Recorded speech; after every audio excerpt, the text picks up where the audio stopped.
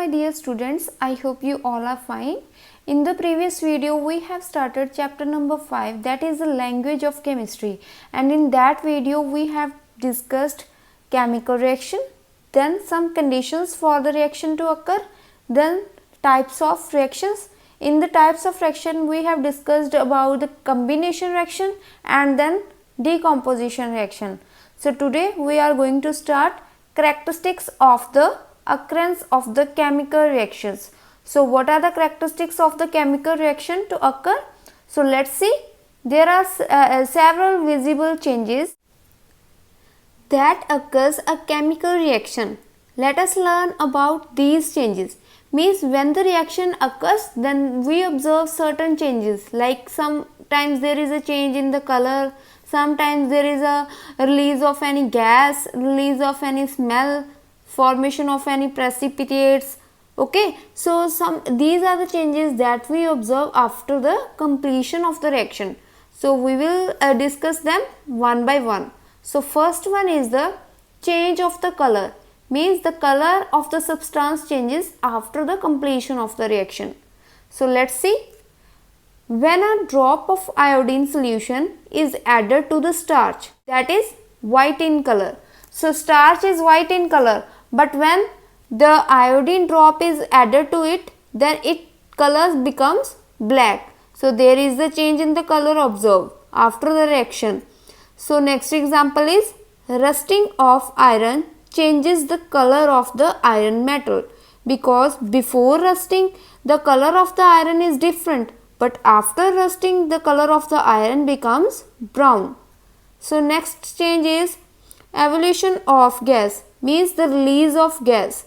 So for example, when baking powder is heated, carbon dioxide is given out.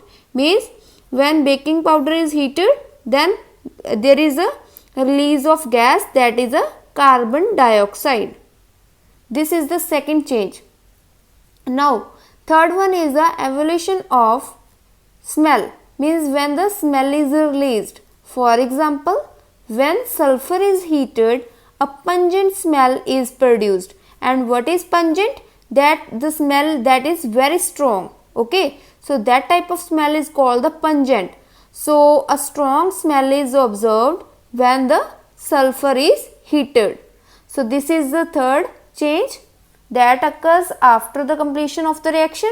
Then next one is the formation of the precipitates. Now what are the precipitates? Precipitates are the solid substances that are formed in the solution. Okay, when during the reaction in the solution there is a formation of some solid, so that is called the precipitate. Okay, for example, if silver nitrate solution is poured into a solution of sodium chloride, when we mix these two solutions, a chemical reaction occurs between them, then forming a white precipitate of silver chloride. Then there is a solid observed, that is a white in color. So next change is occurrence of the fire. For example, when sodium metal or white phosphorus is kept outside, they burn spontaneously, means they react with the oxygen that is present in our atmosphere. So they burn spontaneously. So next change is evolution of heat or the cooling effect. When the heat is evolved, then there is a cooling effect observed.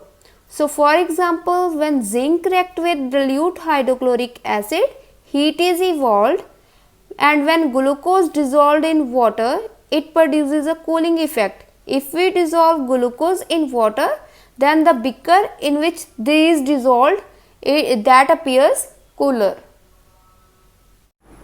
So next we will see chemical equation. So what are the chemical equations? These are the shorthand form of the chemical reaction, means the short form of the chemical reactions. We write chemical reaction in the short form, that is the chemical equation. So what is its definition? The representation of a chemical reaction using symbols and formulas is called the chemical equation. Okay, when we represent a chemical reaction by using some symbols and formulas, then that representation is called the chemical equation. Chemical reaction is made up of reactants and products. We have already discussed about the reactants and products. Reactants are the substances that take parts in the chemical reaction, and products are the substances that are formed as a result. Okay, so these are the reactants and these are the products. Reactants always present at the left hand side and products always present at the right hand side, and between the reactants and the products there is an arrow that represents the completion of the reaction. So its arrowhead is always pointed towards the product.